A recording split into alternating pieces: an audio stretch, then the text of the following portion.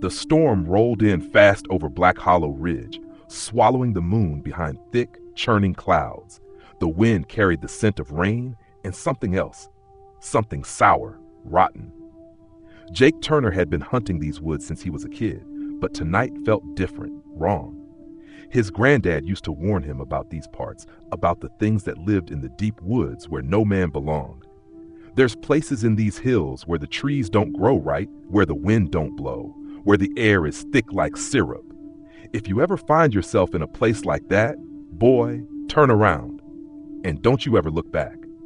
Jake never believed in ghost stories, but as he crept deeper into the trees, rifle clutched tight, he found himself wishing he had listened. The deer trail had been easy to follow at first. Fresh tracks, a bit of blood. He had clipped the buck in the shoulder, watched it stumble before it disappeared into the brush. Should have been an easy kill. But now, there were no more tracks. The blood trail stopped suddenly, like the deer had simply vanished into thin air. Then came the smell. It hit him like a wall, thick, putrid, cloying, the stench of something long dead, meat left to rot in the heat. He gagged, pulling his sleeve over his nose, eyes scanning the darkness. The hairs on his neck prickled. Something was watching him. The trees pressed in, their twisted limbs reaching down like skeletal fingers. The silence was absolute. No wind, no rustling leaves, no crickets. Even the distant howls of coyotes had ceased. Then the forest moved. At first it was just a shape, a shadow too large, too wrong, shifting between the trees. Then he saw it. A towering figure stood just beyond the tree line, half hidden by the darkness. Its skin was blackened and cracked like burned flesh, its limbs unnaturally long, fingers ending in jagged claws. But it was the face that turned Jake's blood to ice. There was no face, just a gaping raw wound where its head should have been, pulsing, writhing. And from deep within that abyss a sound rose, a horrible, wet sucking noise, like something gasping for air through shredded lungs. Jake didn't think. He ran. Branches tore at his clothes, his breath coming in ragged, panicked gasps. He could hear it behind him, not running, not chasing, just moving. The sucking sound grew louder, closer, filling his ears, pressing against his skull like a living thing. Then he saw it, his truck parked at the edge of the clearing. If he could just make it. A shriek split the air, raw and piercing, drilling into his brain like rusted nails. His vision blurred, his legs buckled, he hit the ground hard, his knees slamming into the cold earth. And then, silence. Jake woke up to the first light of dawn, sprawled just inches from his truck. His rifle was gone, his boots were soaked in something dark and foul. He never found the deer. He never went back to Black Hollow Ridge. And every night since, just as sleep begins to take him, he hears it. That awful sucking sound. Closer and closer. Story number 2. The dense Appalachian forest had always been a hunter's paradise, vast, teeming with game, and eerily quiet. Thomas Tom Grady had spent decades tracking deer through its ancient trees, his instincts sharp, his hands steady. He knew every sound the woods made, from the rustling of a fox in the underbrush to the distant call of a barred owl. But one cold November evening, as he stalked a buck through the mist-laden pines, something changed. The woods felt wrong. The silence was too deep, pressing against him like a physical force. Even the wind had died, leaving the air heavy with an unnatural stillness. The buck he'd been trailing had vanished, its tracks leading to a spot of disturbed leaves before simply ceasing. No blood, no drag marks, just gone. He scanned the area, the hairs on his arms rising despite the thick layers of wool and leather. Then he heard it, a low, guttural clicking sound. Not the sharp chattering of an insect, but something deep, wet, and unnatural. It came from the trees to his left. Slowly, he turned his rifle toward the sound, his breath coming out in shallow clouds. Something moved. Not like a deer bounding through the woods, not even like a bear shuffling through the undergrowth. It was deliberate, calculated. Tom could feel it watching him. The clicking sound came again, closer this time. It seemed to resonate from all around him, echoing in ways that made no sense. Then, a shape unfolded from the shadows. At first, he thought it was a tree, a twisted, spindly thing with gnarled limbs reaching toward the sky. But as his eyes adjusted, the truth made his stomach lurch.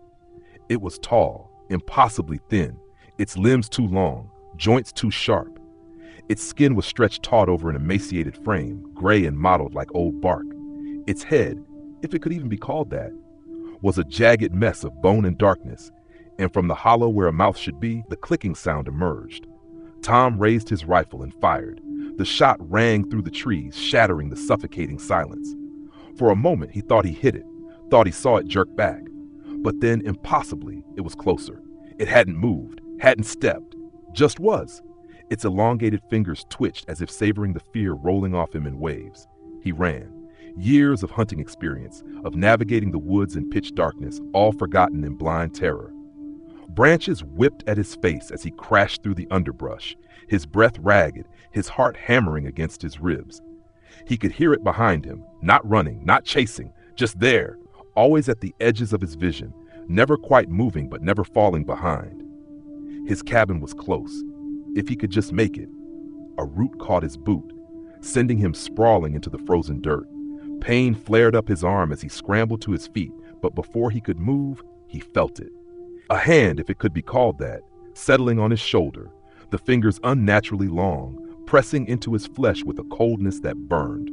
The clicking sound reverberated through his skull, impossibly loud. Then, silence. Tom woke up hours later, sprawled at the edge of his property.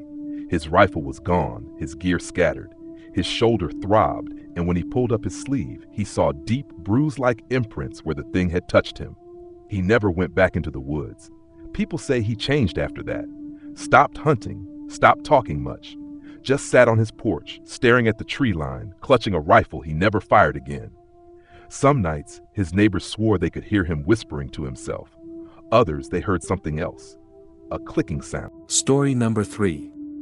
The town of Ashwood had a legend, one that hunters never spoke of past sundown. Deep in the woods, where the trees grew too close together and the ground was always wet, there was something that walked between the pines. They called it the Hanging Man. Ethan had heard the stories since he was a kid. Hunters spoke in hushed tones about men who went missing, their gear found abandoned, their bodies never recovered. His father had warned him once, years ago, if you ever see a man hanging from the trees, boy, you turn around. Don't look. Don't blink. Don't breathe. Just run. But Ethan wasn't scared of ghost stories. He was a hunter, and he knew these woods like the back of his hand. When a group of locals started whispering about a massive buck spotted near Dead Creek, he grabbed his rifle and set off before the sun even rose. The forest was colder than usual, the frost clinging thick to the undergrowth. He followed fresh tracks along the creek bed, his breath misting in the icy air. The deer was close, he could feel it. But as he moved deeper into the trees, something shifted. The air grew heavy, suffocating. The wind didn't move, the birds didn't sing. Then he saw it. At first, it looked like just another tree, a blackened shape in the mist. But as he stepped closer, his stomach turned to ice. A man hung from the highest branch, his head lolled forward at an impossible angle, arms dangling like broken twigs. The rope twisted slowly, creaking in the silence. Ethan took a step back. The rope was tied to nothing. It stretched upward into the canopy, vanishing into the darkness above. There was no branch, no knot, just a thick, frayed rope that disappeared into nothingness. The hanging man twitched. Ethan's body locked up, his breath caught in his throat. He wanted to turn, to run, but his legs wouldn't move. The corpse jerked again, the sound of snapping bones echoing in the stillness. The head lifted, slow and wrong, until its face was looking directly at him. But it had no face, just smooth, pale skin stretched tight over a skull that shouldn't exist. The rope around its throat twisted, tightening, and a sickening gurgle rattled from its unseen mouth. Then, without warning, it dropped. Ethan screamed and stumbled back, his boot catching on a root. He hit the ground hard, the breath knocked from his lungs.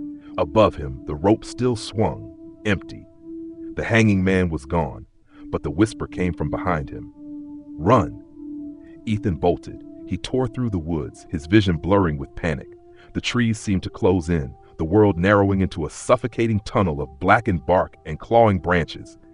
He could hear it behind him, not footsteps, not breathing, but the sound of rope tightening, creaking, twisting. The clearing was just ahead. If he could make it to the truck, a shadow dropped in front of him. Ethan's scream died in his throat. The hanging man loomed just inches away, its featureless face inches from his own, the rope around its throat coiled like a serpent, stretching, reaching. Everything went dark. He woke up at sunrise, slumped against the hood of his truck. His rifle was gone. His clothes were damp with morning dew. His hands were shaking. He never hunted again. And every night, just as sleep begins to take him, he hears it. The sound of a rope creaking, closer and closer. Story number 4. The legend of the Wendigo was just that, a legend. At least, that's what Ethan Cole always told himself. Stories to keep kids from wandering too deep into the northern Minnesota woods. Tales of an emaciated beast, its skin stretched over its bones, its hollow eyes burning with endless hunger. A creature that became the forest, waiting in the shadows, always starving. Ethan didn't believe in legends, but that was before the hunt. The snow had been falling in thick sheets by the time he reached the old logging road, the kind that hadn't been used in decades. His buddy Kyle had bagged a buck earlier in the season not far from here, and with the fresh tracks he had spotted that morning, he figured his luck was about to turn. It was late afternoon when he found the trail, hoof prints scattered in the snow, broken twigs, and a single drop of fresh blood. He grinned. The buck was close. He followed the tracks through the pines, the snowfall deadening all sound. The deeper he went, the quieter the world became. No birds, no wind, not even the distant snap of ice shifting in the cold. Just his own breath and the soft crunch of snow beneath his boots. Then the tracks changed. At first he thought his eyes were playing tricks on him. One moment he was following clear deer prints, and the next they elongated, shifting, twisting. The deep impressions widened, the outline warping from hooves to something else. Something wrong. Ethan stopped cold. Ahead of him, where the prints should have continued, was nothing. The trail ended in a mess of disturbed snow, like something heavy had dropped from the sky. No blood, no drag marks, just gone. A sickly snap echoed through the trees. Ethan jerked his rifle up, scanning the woods. The sound had come from above. Slowly, hesitantly, he lifted his gaze, and there, hanging in the frozen branches, was the deer. It was suspended high in the trees, its body twisted at impossible angles, its ribs cracked outward as if something had torn through its chest. The steaming entrails dripped into the snow, staining it deep crimson. Something had done this, something strong, something watching him. Ethan didn't move, didn't breathe. His instincts screamed at him to run, but he knew that if he bolted, whatever was out there would give chase. Then he heard it, a whisper, not words, not a voice, but something deeper, older, like the sound of dry leaves scraping against bone. It slithered through the air, wrapping around him like a noose. Then the trees moved. A shape unfolded from the shadows, its limbs bending in ways that bones shouldn't allow.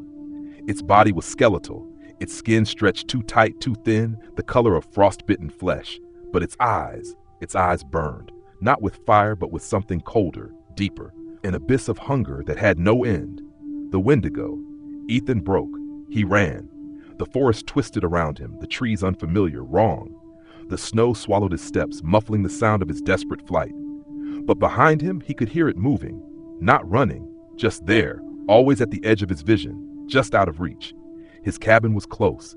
If he could just, something breathed against his neck. The air turned hot and reeking of spoiled meat, of decay and winter rot. Ethan threw himself forward, hitting the frozen ground hard, his fingers clawing at the snow.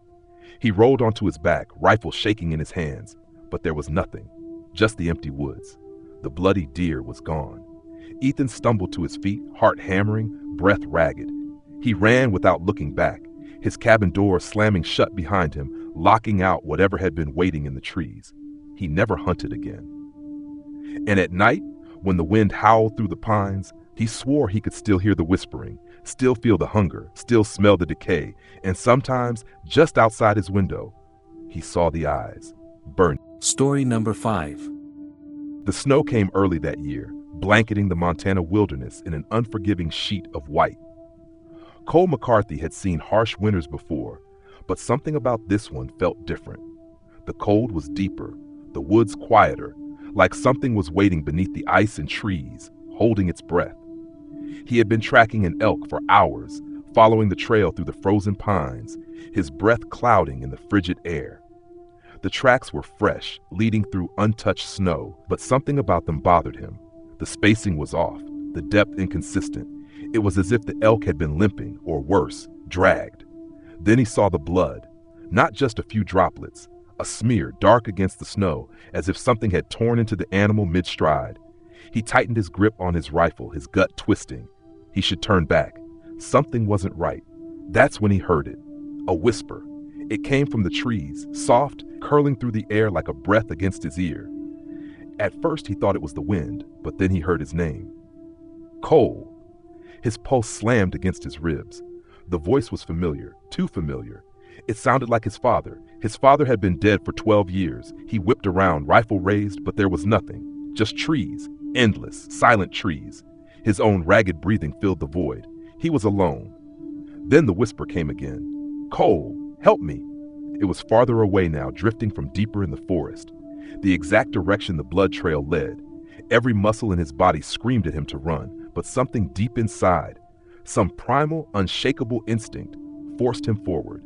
His father's voice was calling for him. He had to see. He had to know. The trees grew denser, the shadows stretching unnaturally long as the sky darkened.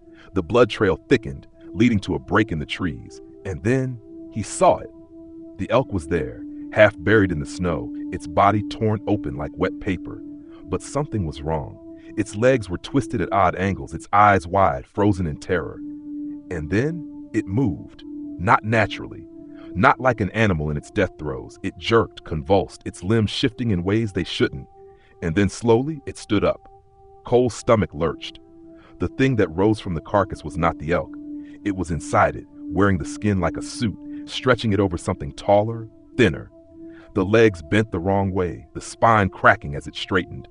And then through the gaping hole in the elk's throat, his father's voice came again. Cole, help me. He didn't scream. He couldn't. His legs finally listened, and he ran. The forest blurred around him, branches clawing at his jacket as that terrible, impossible thing followed. No footsteps, no sound, just the whispering voice. Come back, Cole. Don't leave me, son. He reached his cabin just as the last light bled from the sky, slamming the door shut, bolting it, shoving furniture against it. Outside, the whispering continued. It circled the cabin, slow, patient. It never tried to break in. It didn't have to. Because it knew eventually Cole would listen. And when he did, it would be waiting. Story number 6. The full moon hung over the dense Alaskan wilderness, casting long shadows through the towering pines. Daniel Crowley, an experienced hunter, had been tracking a massive elk for hours. The fresh snowfall made the tracks easy to follow, but the further he ventured into the woods, the more uneasy he felt. It wasn't the cold that made him shiver. It was the silence. No rustling leaves, no distant howl of wolves. Even the wind had died. The only sound was his own breath, heavy in the frozen air. He stopped, gripping his rifle tighter. Something was wrong. Then he noticed the tracks had changed. At first they were normal, deep hoof prints in the snow. But just ahead they morphed. The prints elongated, the hooves splitting unnaturally wide until they resembled something else, something that didn't belong to any animal he had ever hunted. A deep unease settled in his stomach. Every instinct screamed at him to turn back.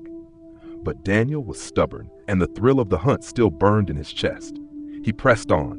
Minutes stretched into an hour, and the deeper he ventured, the stranger the forest became. The trees bent at unnatural angles, their trunks warped as if something massive had pushed through them. The air grew thick, suffocating, and with each step, he felt as though he was being watched. Then he saw it. At the edge of a frozen creek, the elk stood motionless, its body rigid, its breath forming thick clouds in the frigid air. But something was wrong. Its antlers were too large, its limbs too long and thin. It twitched, jerking unnaturally, like a puppet on strings. And then it turned. Daniel's breath caught in his throat. Its face wasn't an elk's. It wasn't anything. A gaping hole sat where its features should have been, a black void that seemed to suck the very light from the air. And inside that darkness, something moved. Then it spoke, a garbled, wet whisper, like words dragged through blood and broken teeth. You followed. Daniel's body locked in terror. Every muscle screamed at him to run, but he couldn't move. The thing twitched again, its limbs cracking as it took an unnatural step forward. Then another. Then it lunged. A scream tore from Daniel's throat as he fired, the shot echoing through the trees. The bullet hit, but the thing didn't stop. It only shuddered, as if waking up from a deep sleep. Daniel turned and ran. The forest blurred past him, the wind roaring in his ears. Behind him, the thing followed, its hooves, or whatever they had become, pounding the snow. But it wasn't running. It was gliding, its body jerking and twitching, closing the distance without effort. His cabin, just ahead. If he could reach the door, a shadow passed over him. Then the world turned upside down. Daniel hit the ground hard, the breath ripped from his lungs. His vision spun, his rifle lost in the snow. A weight pressed onto his chest, heavy, suffocating. His eyes darted up. It was above him. That void of a face loomed inches away, its gaping mouth stretching wider. The sucking, whispering voice slithered into his ears, wrapping around his thoughts. "You are mine." Darkness swallowed him. Days later, the search party found Daniel's cabin. The door was wide open, snow drifting inside. His gear was untouched. His rifle lay by the doorstep. But Daniel was gone. The only sign he had ever been there was a single trail of hoofprints, but they didn't lead into the woods. They led out. Story number 7. The town of Cold Creek had always warned its hunters about Deadwood Swamp. It wasn't just the thick, sinking mud or the maze of twisted trees that made it dangerous. It was the stories. Stories of men going in and never coming out. Stories of lights flickering between the trees at night. Stories of something waiting in the black water, hungry and patient. Ethan Collins never believed in stories. An experienced hunter, he had spent years tracking deer through every kind of terrain imaginable. He wasn't afraid of the swamp, but he should have been. It started with a simple hunt, a crisp October morning, rifle slung over his shoulder, boots sinking slightly into the damp earth. He had tracked a massive buck to the swamp's edge, its hoofprints fresh in the soft mud. He hesitated only a moment before pressing on. The deeper he went, the quieter it became. No birds, no insects, not even the usual rustle of leaves in the wind. Just the sound of his own breath, steady but uneasy. The tracks led him to a clearing where the air was thick with rot and stagnant water. That was when he saw it. The deer was there, all right, but it wasn't alone. The buck stood perfectly still, eyes wide and empty, its body rigid like a statue. At first, Ethan thought it was dead, until he saw its chest rise and fall in shallow, uneven breaths. Then he noticed the roots. Thick, blackened roots had burst from the earth, wrapping around the deer's legs, creeping up its body like skeletal fingers. They pulsed, like veins, like something alive. The deer let out a shuddering, unnatural breath.